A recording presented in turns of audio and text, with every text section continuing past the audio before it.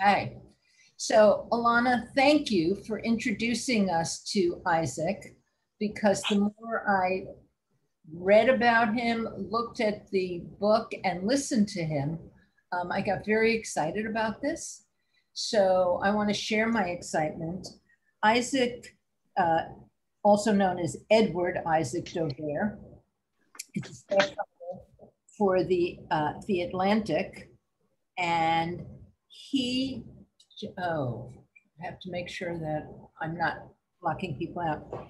And he's covered Democratic politics for 15 years, right? Beginning in New York and carrying through the Obama White House. He recently published a book called Battle for the Soul, the inside story of the Democrats' battle to regain the White House in 2020. I thought it was all about the letters we wrote here, but after I listened to you, I realized it wasn't just our letters, and the stories in your book are fantastic. I am going to stop speaking, turn it over to you, and let you take it over here, because you are much more interesting than I am. Welcome to our At Nourish. Well, thanks for having me, for everybody who's here, and for Shirley for making this happen, Alana bringing us all together. I'm really glad to be here. And it, among other things, made it so that we got a babysitter to take care of our kids tonight. So while I'm there, I'm in the house, but the kids are elsewhere being taken care of, not by me, which is a nice break sometimes. So this book, it came out in May, and I was saying in May that it was not another Trump book, and I feel like that's even more poignant at the moment, given that there is the beginning of what will be a flood of books about Donald Trump. I believe he sat for interviews with a dozen people who are writing books about him, and the first four of them, the first four are out now.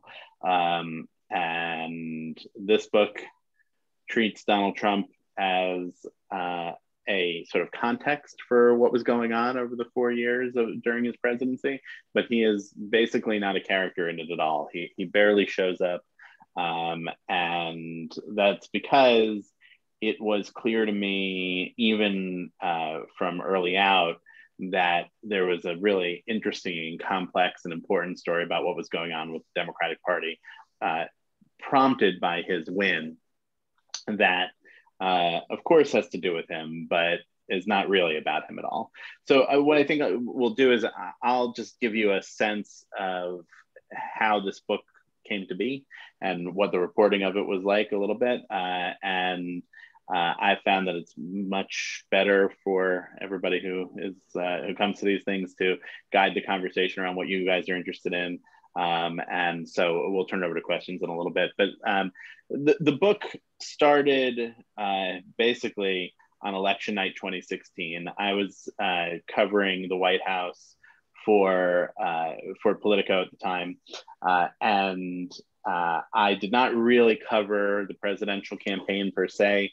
I covered it through Obama's eyes. Wherever Obama would go to campaign, that's the reporting that I would do.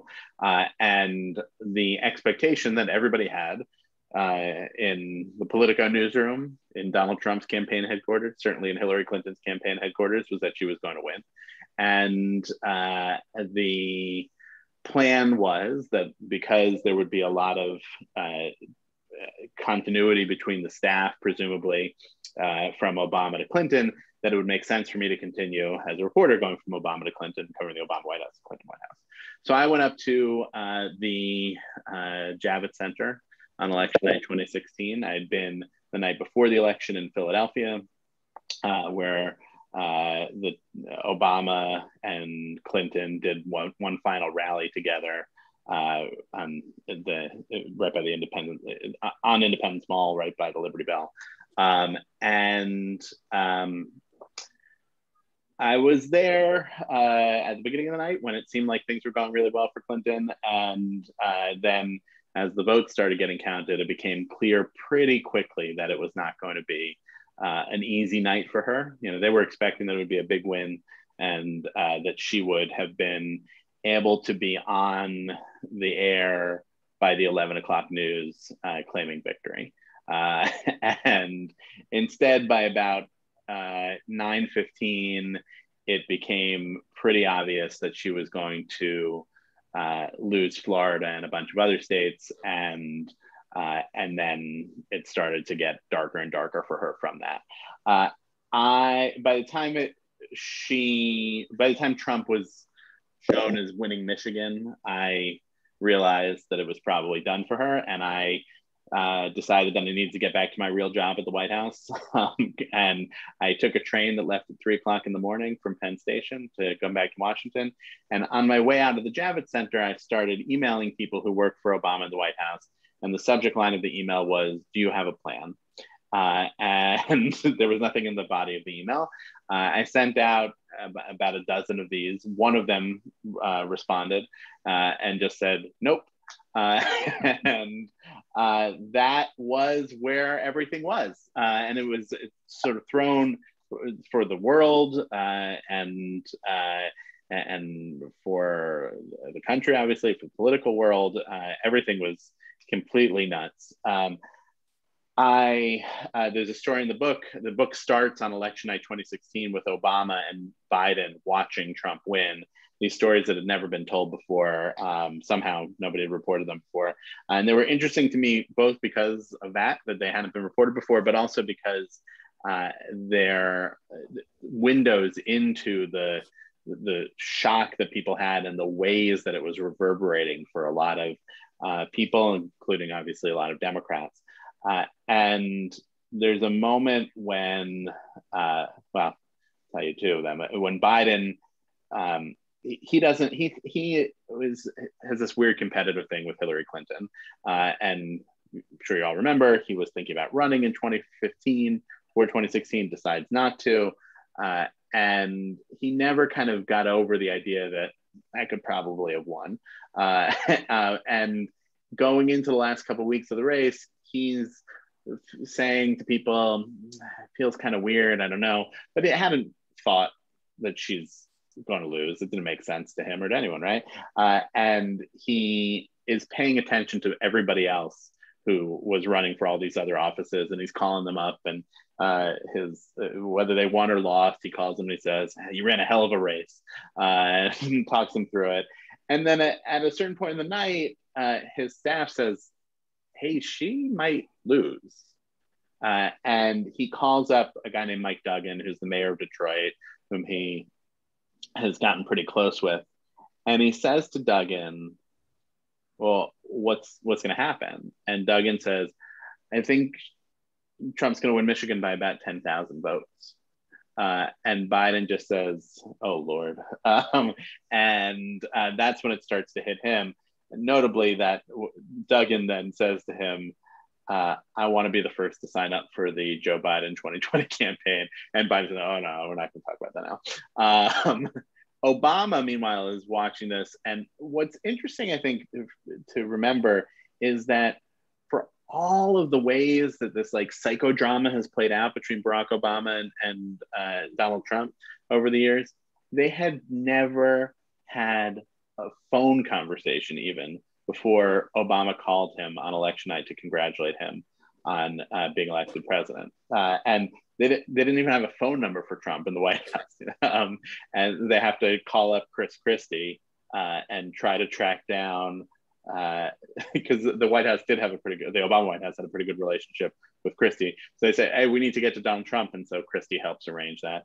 And then Obama, late that night, is on the phone with two of his aides, a guy named Ben Rhodes, whom some of you may know of now, got a little bit higher profile, and his speechwriter, Cody Keenan.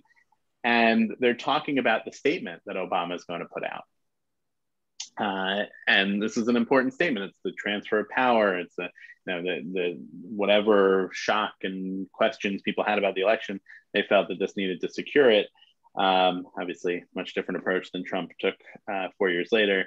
And they write the statement, and they're all upset about it. And they look at it, and Rhodes says, should we put in there something about like reassuring our allies around the world that America will be here?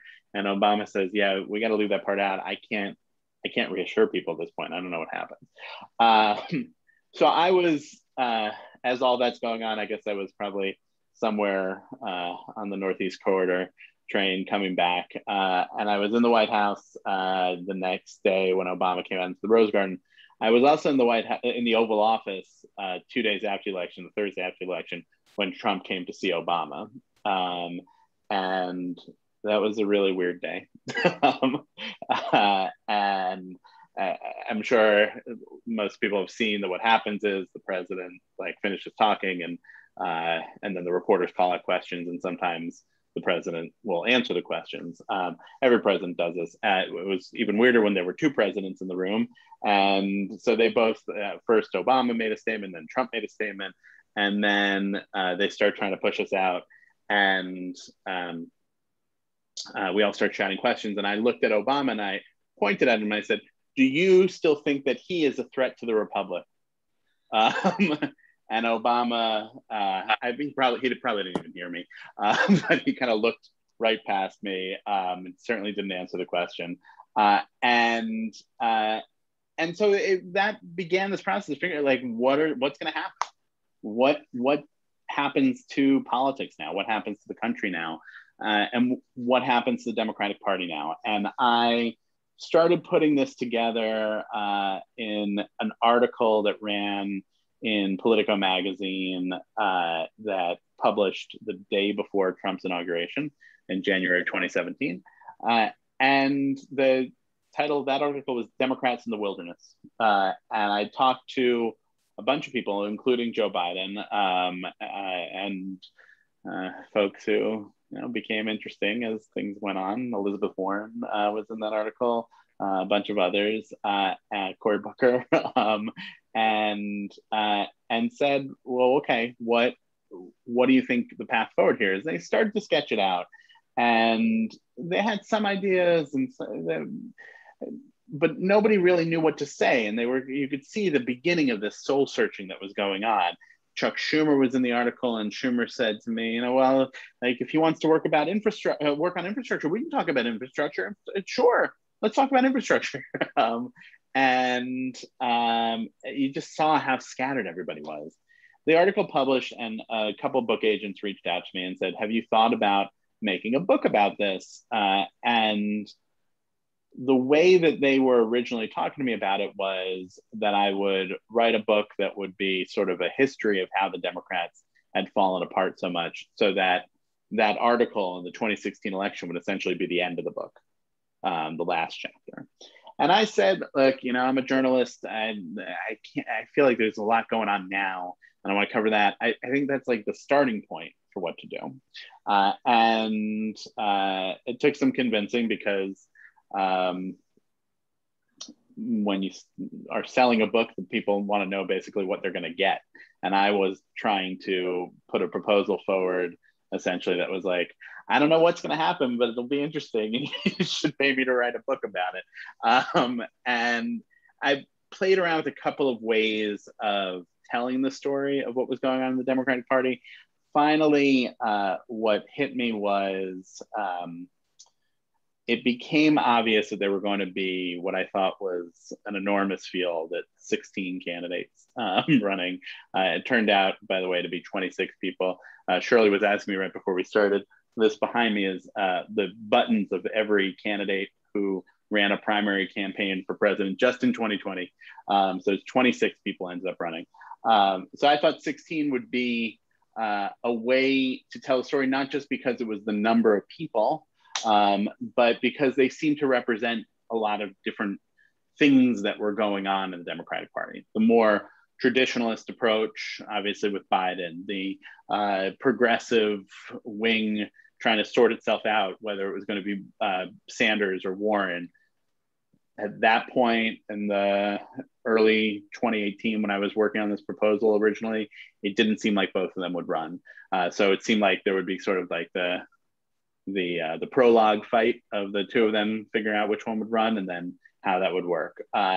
It was obvious that you'd have such a diverse field of interesting characters. You'd have, the most number of women that had ever run for president at one time before was one. In the end, in this field, it was five. And they were interesting people. You had, there'd never been more than one Black candidate to run for president at a time.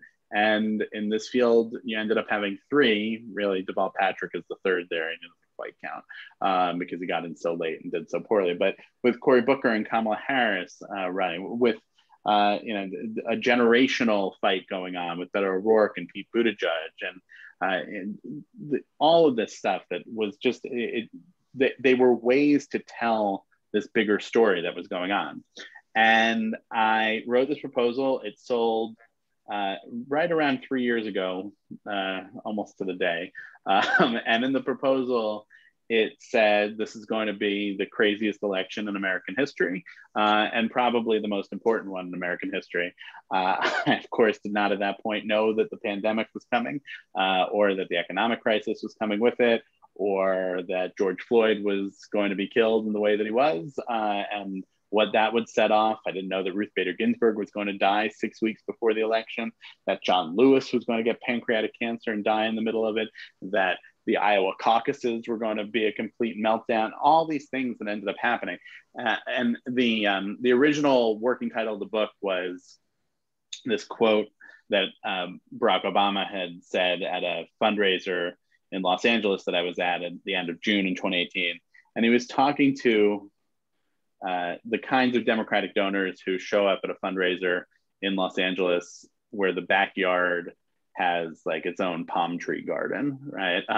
So he was really chiding them to get more involved. And he said to them, look, if you look around and see what's happening in the country, you are right to be concerned. So things can really go wrong here. And so that was the working title, You're Right to Be Concerned. And the working subtitle, I think, was like, inside the Democrats' crisis in the age of Trump. And every time something crazy would happen leading up to, we stopped doing it around the pandemic, my book editor would email me and he said, oh, this is the crisis that you were thinking of. The crisis of the Iowa caucuses, the crisis of the impeachment. And the book just kept building and building into this crazy, crazy story that I could not have predicted that it would turn out this way at all. And I'll just give you a sense of the craziness through the end. First of all, there was somebody who worked for one of the campaigns who every time something would happen would say to me, this is going to be such a great chapter for your book. Oh, it's going to be such a good chapter. And the last time that person said it to me was around the first impeachment of Trump. And I would say each time, like, I need there to stop being new chapters because I need to start writing it. My plan was that if you remember the sequence of the dates, the Iowa caucuses last year were February 3rd. And then things moved very quickly until March 3rd was Super Tuesday. So it's a month of just intense voting and campaigning. And I didn't see my wife and kids for almost any of that time. And I thought that it would end, that the nomination process would mostly be wrapped up by Super Tuesday, be able to take a little bit of a breather. There'd be like a couple more weeks, or maybe even 2 months worth of campaign in between a final two. And then I'd be able to start writing in that time. Of course, I finished Super Tuesday. I flew back to Washington the morning after. I should say I was with Mike Bloomberg for Super Tuesday in West Palm Beach, watching that campaign go down in flames. And I, like any good political reporter, spend way too much time on Twitter. And I tweeted on March 4th, 2020, as I was getting on the plane in Miami to go back to Washington, something like, it's convenient that the end of the most of the campaign travel coincides with the beginning of this COVID craziness, or something like that, not realizing what was going to come. I then, the Monday following, March 9th, said to my editor of The Atlantic, it seems like this is going to shut things down for like 2 or 3 weeks. I should go and get like another couple of scenes and voices from voters out and about. There's a rally in Detroit that Biden is doing, and I can do that and go to some Bernie Sanders stuff. And he said, sure. I flew out there. So it was the night of March 9th. It ended up being the rally where Biden was endorsed by, importantly, Kamala Harris, but also by the governor of Michigan, Gretchen Whitmer, who turned, in the end, as I report in the book, was the kind of runner-up to be the vice presidential pick. And also Cory Booker was there that night too. And as we're coming into the high school gym where this was going on, they had these big jugs of hand sanitizer on either side of the door. And there were guys standing there, hand sanitizer, and squeezing it. And it's like, this is so ridiculous, it's crazy, whatever. And the next day, I drove from Detroit to Cleveland, where Bernie Sanders and Joe Biden were both supposed to do rallies within about 5 miles of each other. So I figured I'd be able to go to both events. And then within 2 minutes of each other that afternoon, they canceled the events because the governor of Ohio said, it's a public health emergency, we can't do it. And I flew back. I'm sure some of the people on this call were out and about as this stuff was happening, but I got myself to the airport in Cleveland, and it really did feel like the apocalypse was coming. Maybe it's just being in the airport in Cleveland. There was a woman there, and she said, all right, I'll change your flight. I'll get you on a flight. I'll get you home. And I flew home and unpacked my carry-on bag and went to the supermarket and packed up everything, packed it full of like cans of soup and everything. And then had to try to balance pandemic living and parenting and reporting for this book all along the way. And again, like the piles of chapters kept coming because this book was not supposed to be something that had as much about 2020 in it as it ended up having. And so you have the last 150 pages of the book that are about the general election. It was supposed to really be about how the Democrats came to pick a nominee, but it became this whole story that ended up calling the battle for the soul, with all of it in the balance. And the contract that I signed in 2018 said that the book was due on January 4th, 2021. And because we knew that it was going to be a rushed process, I was turning in chunks of chapters to my book editor. And the final chunk was supposed to come to him on the morning of January 4th. And I emailed him that morning and I said, look, here's the final chunk, except for the last chapter. Let me just have the rest of the week. I'm sorry to blow the deadline here, but okay, so tomorrow are these Senate races in Georgia. And I don't know who's going to win there, but we got to account for that somehow. And then on Wednesday, it's the certification of the vote, and who knows, like it'll probably be just a lot of theater, but we have to throw that in. And I had been in discussion with Biden's team about doing an interview with him for the book, and they were pretty much signed on, and they had said to me, you should plan on doing it the first week in January. So I said, okay, let's do that. And my book editor said, that's fine. I've got enough to work on here. Just get it to me by the end of the week. Obviously, then the Democrats win both of those Senate seats in Georgia. I went up to Wilmington the day of the riot the day of what became the riot, to cover it from the Biden perspective, because it was supposed to be he was supposed to do a speech about small business reinvestment. That was his like counter programming to what we all thought was going to be a lot of theater. And so I was there was a theater, like an actual theater in Wilmington that Biden used for all of his events once he got out of his basement. And we were there waiting for him to come out and speak when the riot started. I watched it with a bunch of other reporters. And Biden came out. He did not talk about small business reinvestment in the end, but gave a pretty searing speech about what was going on.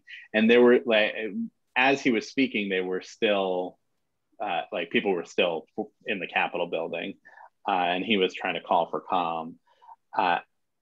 I had expected that I would drive back from Wilmington to DC that night, but they put a curfew in place in DC, and I wasn't sure that I'd be able to actually get home.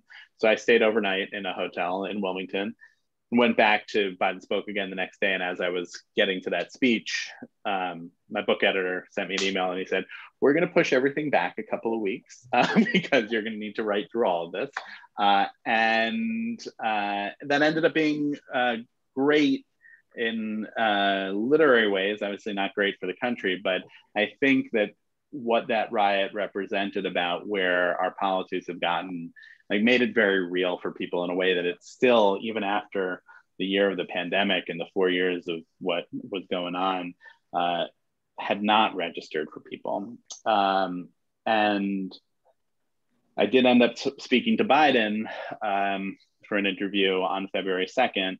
And we had, I was over the phone because it was still very heavy COVID restrictions at the White House. And he was in the Oval Office. And the conversation began with a little chit chat. And I said to him, so how's it being in the Oval Office and waking up upstairs every day? And he said to me, being in the Oval, I've been here so much. I was here for almost every day for 8 years. So that's natural. Waking up upstairs, sometimes I can't find my clothes, man. And because I was being a little bit of a smart ass, I said to him, even though he was the newly inaugurated president of the United States, well, you're the one who wanted this job. And he said to me, a friend of mine said to me, I'm like the dog that caught the car. And I said, no, I caught the bus. I'm the dog that caught the bus. And that ends up being the title of the last chapter. One thing that's not in the book is that I said to him,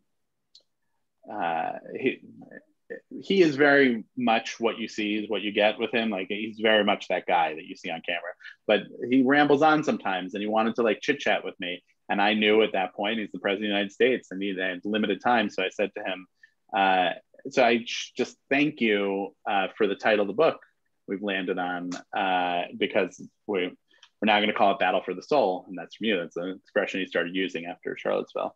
And he laughed and he goes, the difference between you and me, pal, is I actually believe it. And I said, no, I think with all this, you may have been onto something. And then the interview took off from there. But I feel like that's a good place to stop and take your questions. And I think, Shirley, you're going to ask them on behalf of everybody, or you want me to? Yeah. And so the first question is actually from somebody who knows you and obviously had read the book. And what she said is, how do you keep track of all these details? Even as you speak about it, I mean, the details just flow. She said, the book reads like a novel. So is there a method to your madness, or is it just, you're so deep into it? Well, I'd never written a book before, so I don't know if this is the right way to do it or the wrong way to do it. I just know it's the way that I did it. First of all, I was reporting on it day to day. And that meant that it was very much alive for me as I was going through it. I was doing a lot of reporting that was, the term we use in journalism is embargoed. I would say that most of the campaigns and candidates participated in some way or another, where I would say, tell me this now so that it's fresh, or do this interview with me now, and I won't use it until the spring of 2021. And that ended up being a very freeing way for a lot of the candidates to talk to me, because they figured at that point it's all done. Like, either like I've lost the primary, or I've lost the presidential election, or I am the president. It's like, it's out of the moment. And so the way that I did that is that I had a separate notebook and a separate tape recorder that I would keep things in. Some of the candidates would laugh about the different recorders that I was using. Pete Buttigieg would always say to me, like, which recorder is this going on? And I also had a Google Doc that I kept as like a diary of what was going on in the campaign, that I tried, I didn't hold to this exactly, but I tried every day to write at least something in there of like, here's something that happened. Here's my like 2-sentence thought about it. I try to do it usually right before I went to bed, tapping on my phone. Also because I was out on the trail at a lot of things, I would take pictures of what was going on and usually stick them into the Google Doc, and that made it so that there are scenes in the book where I've recreated what it looked like in the room. And I did that not necessarily because I was taking great notes, but because I have a picture of it and could look at it and say, okay, well, that's there. And then it was lots of interviews, a lot of people that I talked to along the way. But the one good thing about reporting this during a pandemic is that, this time last year and into the fall, when I would reach out to people who were pretty well-known people, let's put it that way, I would more often than not get someone saying like, oh yeah, I can talk to you on Thursday or whatever, like I'm at home. And I was joking about my own kids being having a break from them doing this tonight, but there's I won't tell you who, but there was one prominent person I talked to who was like, yeah, this will be great. I can take a break from my kids for a little bit. So I think that the reporting in a weird way benefited from COVID. Maybe I would have been able to get through to all those people otherwise, but I was lucky that I did. The questions are coming in. I have another one for you. All right. One where somebody wants you to predict. Now that, given that you covered such a broad spectrum of the Democrats in the campaign, can you comment on their ability to stick together in the Senate so they can get stuff done? What do you think is happening, with the full spectrum of senators? I'm supposed to go interview Chuck Schumer tomorrow afternoon, so I might have a better sense of that question when we come back 24 hours from now. But I don't think it's a spectrum at this point. I think what you have is most of the Democrats. And then you've got Joe Manchin and Kristen Sinema. I guess maybe the way to put it is you've got Joe Manchin, you've got Kristen Sinema. They're not one unit. And then you've got a couple of people who are sort of hiding behind the two of them. It's not true that of the 50 Democrats in the Senate, that 48 of them are really eager to get rid of the filibuster, or that 48 of them are really eager to pass that the voting for the People Act. But they feel like they don't have to say it because it's not an active question for them. And, politicians, I'm sure this will shock everybody, don't like to take unpopular opinions unless they have, or unpopular positions unless they have to. So I don't know what's going to happen, and predicting that things will actually get done in Washington is never a great bet at this point. But I think that it does seem like there's appetite in a real way for passing some kind of infrastructure deal. At this point, it looks like you could have maybe even some Republican votes for it in the Senate. You won't have any Republican votes for it in the House. Then the question about what happens with the voting rights stuff, I don't know that can't actually get through. But the trick is that Joe Manchin, some of you may have seen that what happened with the January 6th commission when the Senate was voting to pass it, he kept saying, oh, we need to work with the Republicans, we need to work with Republicans, we need to make, and they did, and then no Republican voted for it. And Manchin then issued this statement that was kind of like, what the hell? Like, Republicans, like, I thought we were going to work together. And I'm so angry about this, I'm voting, that's it, I'm voting for the commission. The hope seems to be that Manchin will get to that point on a couple of these issues. That is possible. Kristen Sinema is a different case, and I don't really know what to make of her. Nobody seems to know what to make of her. She's just kind of like does her own thing.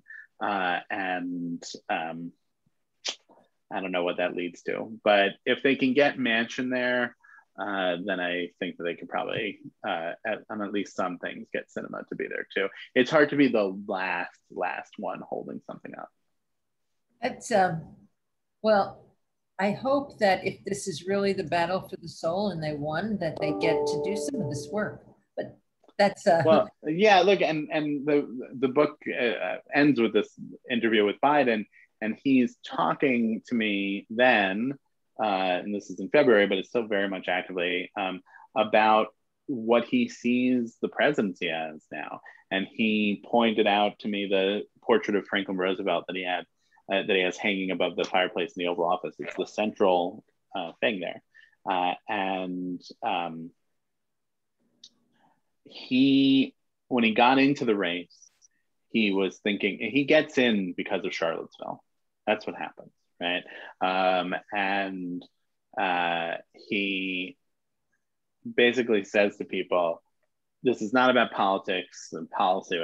Trump is something different. He's an aberration. That's the battle for the soul, right? Is that there's something so much deeper going on that he just needs to be gotten out of the way. And Biden says, in this very obviously self-serving way, look, if you can convince anybody else that, convincing that anybody else can beat him, I won't run. But if not, I'll have to run. Oh, it has to be you who runs for president. I do think that that if you look at the coalition that he put together in November, nobody else would have been able to put together that coalition exactly. That doesn't necessarily mean nobody else would have won, but it does seem to indicate that it would have been really hard for someone else to have won. Bernie Sanders, by the way, thinks still that he would have won. The other candidates do not think that they would have won. So Isaac, I'm talking about that. There's a question here about how the Biden-Harris ticket came together. And I think you comment on that, particularly after her, in that, her big debate moment when she said, I'm that girl. That little girl was me. That little girl would be me, yes. That come together? Well, like when I was sitting at home and it was announced that Harris would be the running mate, what my first reaction to that was, well, I guess all this reporting that I have about that first debate is now going to be a whole chapter in the book.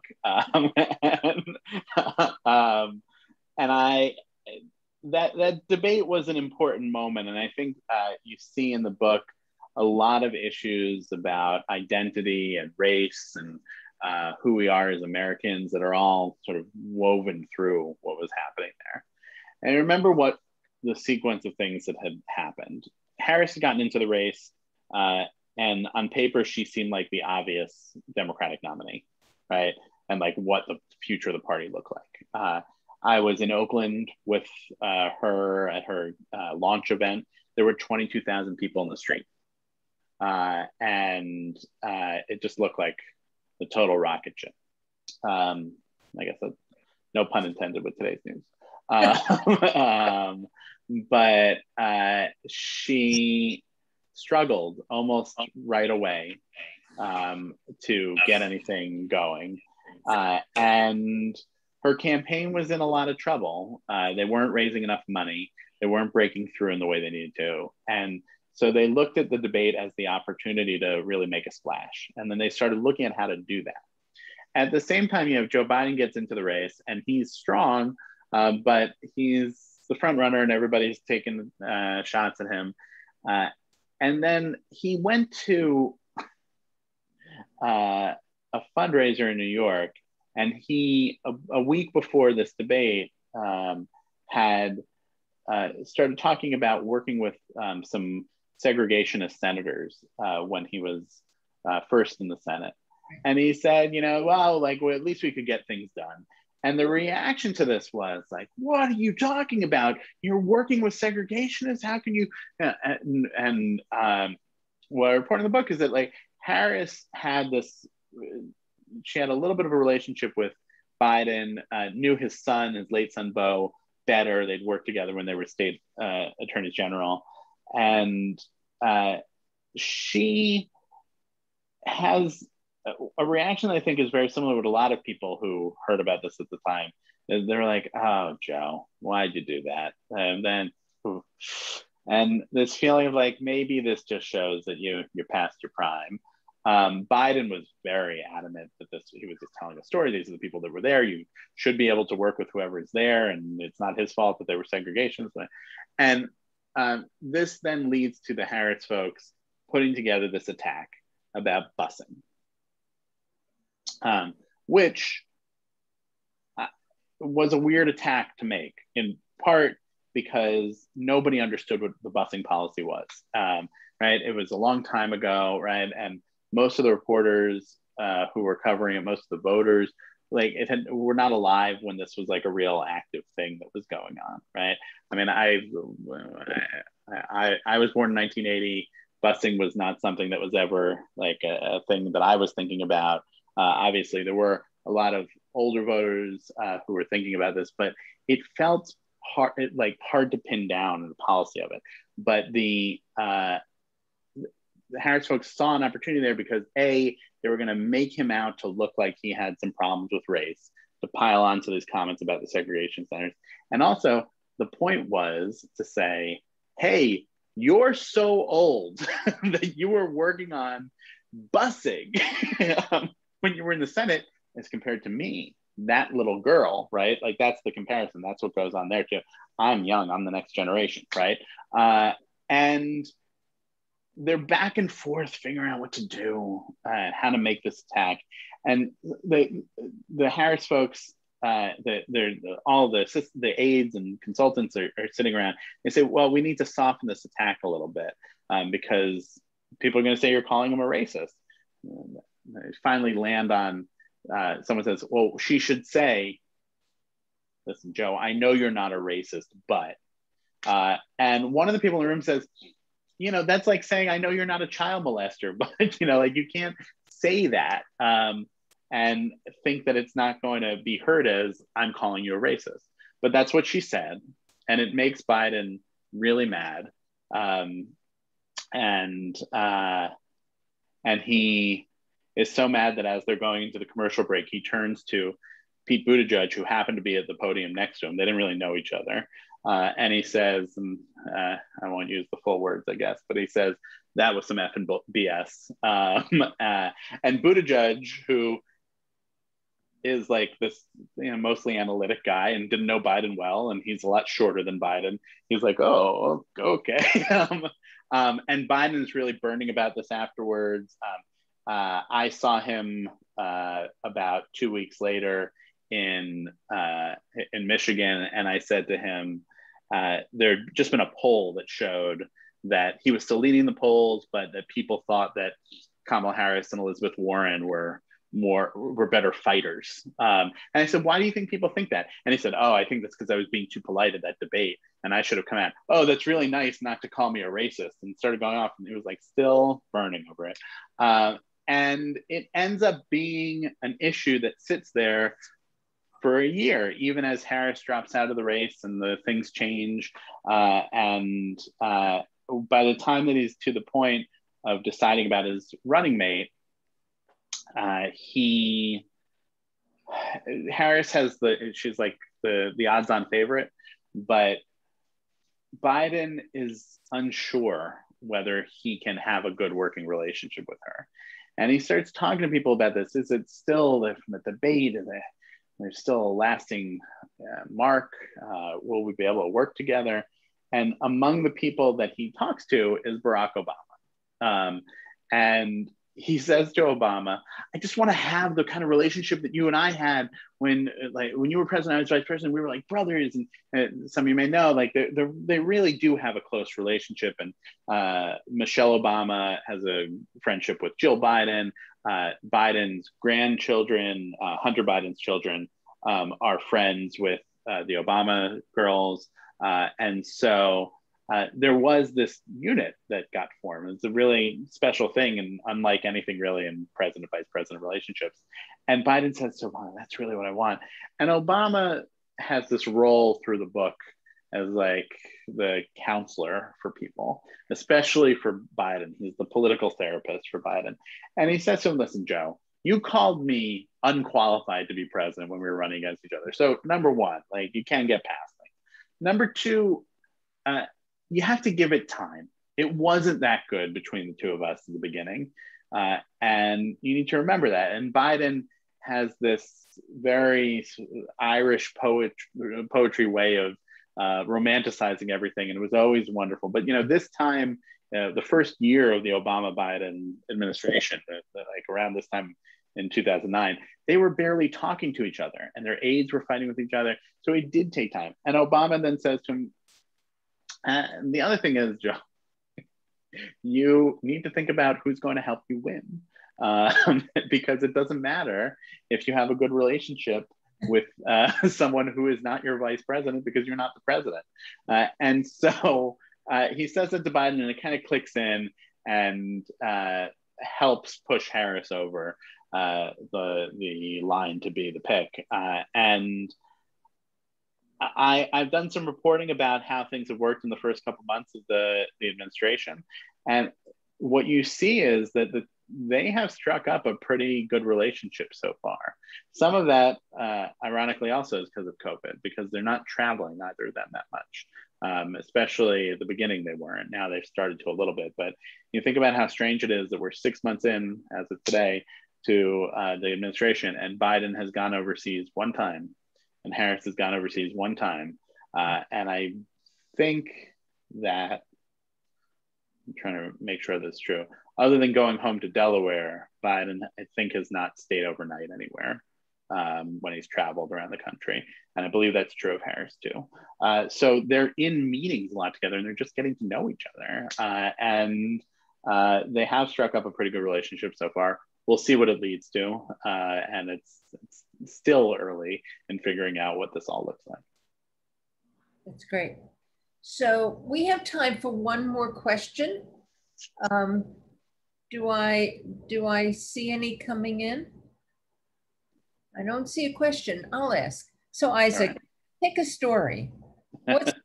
What's one of those stories that will either that just stands out for you, or you will always look at that and say, I can't believe I was there in that moment? Well, those are sort of two. I'll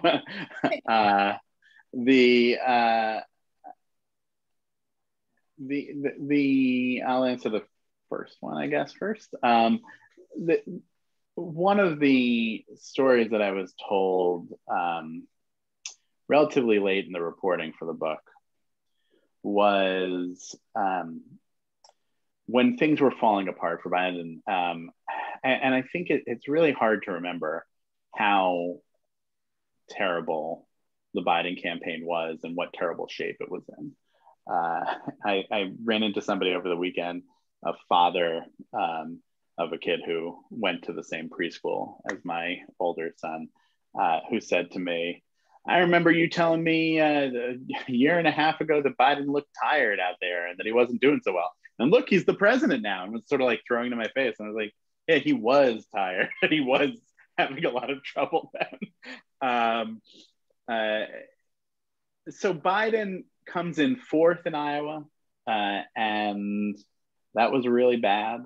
I got into an argument with the story that I wrote about it because I referred to Biden coming in a distant fourth, and someone on his campaign called me and said, it wasn't distant. He's only a couple points behind Elizabeth Warren, who was in third place. And I said to him, no, like distant is not from the difference between third and fourth place. It's how far behind first place he was.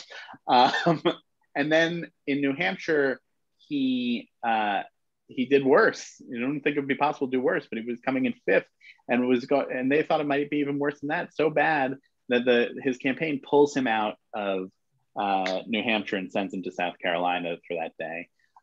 And as he's headed to the airport, he stops by a volunteer office to say thank you. And he sees a guy named Chris Coons, as a senator from Delaware there, whom he's known forever because they're both in politics, but also because in Delaware, like everybody seems to know each other. It's a tiny state. And he has somebody get Coons and bring him backstage. And Coons is is talking to him and it's just like, can't believe how terrible and ashen Biden looks. And Biden thought it was done. And he looks at Coons and he says, I did all the things that I was supposed to do as a candidate. And the campaign just, it didn't work. It didn't work. Damn it. That, and I was talking about the Biden's reaction to Harris, the Buttigieg. As a reporter, when you get curses, it's always like a sign that you're getting the unvarnished version of what happened. But there's something that's so emotional about the way that Biden was then, because he just felt like not only was his whole political career ending in his mind, but it was his life's work. And also he was carrying his son's legacy so much. So you read so much in the book about how Beau is there as this presence that's just looming constantly in his head. And so what's coming apart for him at that moment is his own career, his own life, and that he's let down his son, that he can never then recover. And he thinks it's done.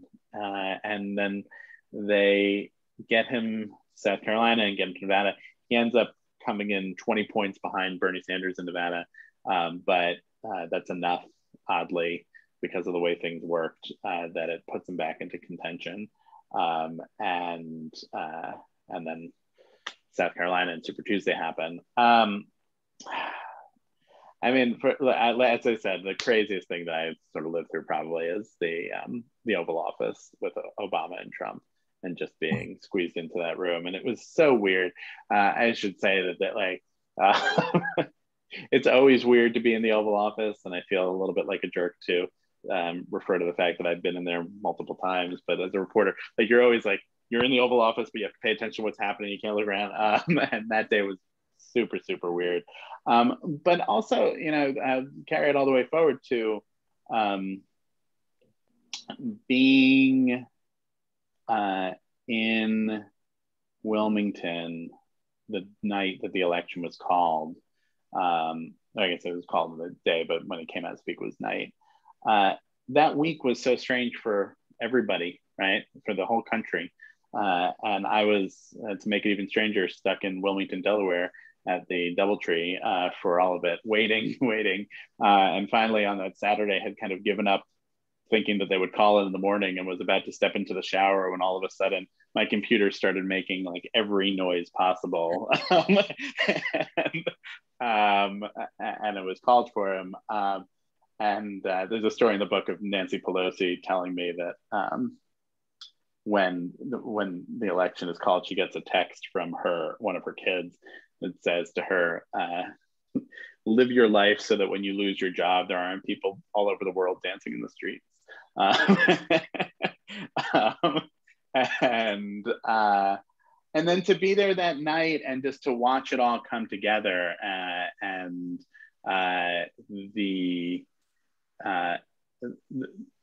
this feeling of like, okay, like this is what's happening now, like this is real. And it was simple things like truly the difference between the security that kicked in as soon as the election was called was like, you could feel it. There were suddenly many more Secret Service people around, even though he was the nominee before that, right? And it was pretty clear that he was going to be the president-elect.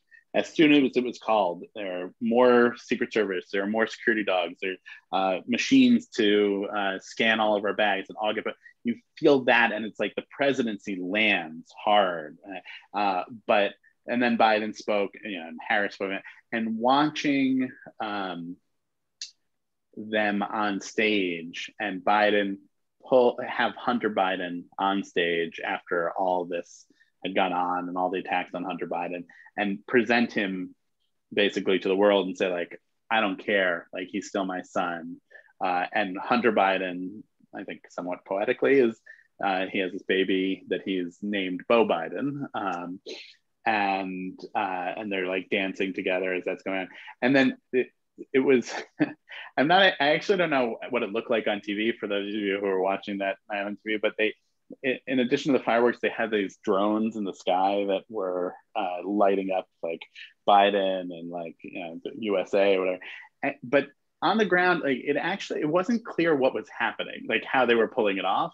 And it just led to this like very mystical feeling of everything that was going on. And like we couldn't figure out, we couldn't see the drones, we couldn't see, and they just told us that there was going to be something more special than fireworks that would be interesting for us to watch. So, like, you know, Let me ask you a quick question. Yeah. It's probably not a quick question, but I was just listening to you describe Biden on the verge of collapse. Yep. And then Super Tuesday and yep. Stuff. So is there something that Biden brought to this that really did feel like a battle for the soul? Yeah, I mean, I don't think Joe Biden is who he is politically in the positions that he has politically, but I think people connect with him as a human being. And I think they connect with him over grief and over a sense of loss, and feeling the connection that they sort of imagine because they have something in common with his son dying. And anybody who's had an interaction with him has felt it. I watched the night before the South Carolina primary, there's a story in the book of watching this woman come up to him after an event. And this is before the COVID restrictions and before he had Secret Service on him. So she could walk right up to him and she had this letter and she's shaking and she hands it to him. And it was this letter about how her daughter had a medical problem and needed help. And he reads it and he's holding it like this and reading it carefully. I think probably also because he didn't have his reading glasses on. It took him a while to read it. And then he says to her, let me make sure we get your number. Maybe I can help, right? And you know, when I've told this story to other people, it's in the book, obviously, most Americans have not had that interaction with Joe Biden, but I think most people who watch Joe Biden in action hear that story and they say like, yeah, I can see that, right? And that is what you get out of him. And I don't think that you could have had a clearer contrast between Donald Trump and Joe Biden as people and what they represent, from all the things, you know, about running government and policy to the fact that like, look, it's pretty clear that Donald Trump doesn't have like a emotional, loving relationship with his kids, and Joe Biden really does. And part of the reason why Donald Trump was convinced that Hunter Biden must have been mixed up in some real corruption with Joe Biden is because he looks at it and he says, like, that's the way that they would have done it, their family business. So there is something that's, I'll just leave it with this. There's a quote from the great scholar of politics, Tom Hanks, in the book, who during the Democratic convention did a fundraiser for Biden. That was a virtual fundraiser, obviously. Hanks, first big celebrity who got COVID, recovered. And he says, you know, when you think about all the things that have happened and that we have this public health crisis and this economic crisis, and this was about 6 weeks after George Floyd was killed, and he said, you know, everything that, that all this is happening in a year when we get to make a decision about what we want as a country, that it makes you think maybe there's something bigger going on, right? And I don't know that you have to agree with Tom Hanks's theology here, certainly not at a synagogue event, but I do think that like all of that stuff being on the balance and on the scales in the 2020 election, and obviously continuing now, there's something big happening in this country, and it's maybe our adolescence as America, maybe it's our midlife crisis as America, maybe it's our like slow decline into senility, we are going through a period that I think will make more sense maybe in 50 years. But you know, I hope everybody reads the book and reads about what? I see it's behind you. Pick it up. There it is. There you go. It's called Battle for the Soul. And you can get it, of course, wherever your books are sold, including Amazon or wherever else. And I can, hold on, I'll put a link in the chat for everybody to be able to see.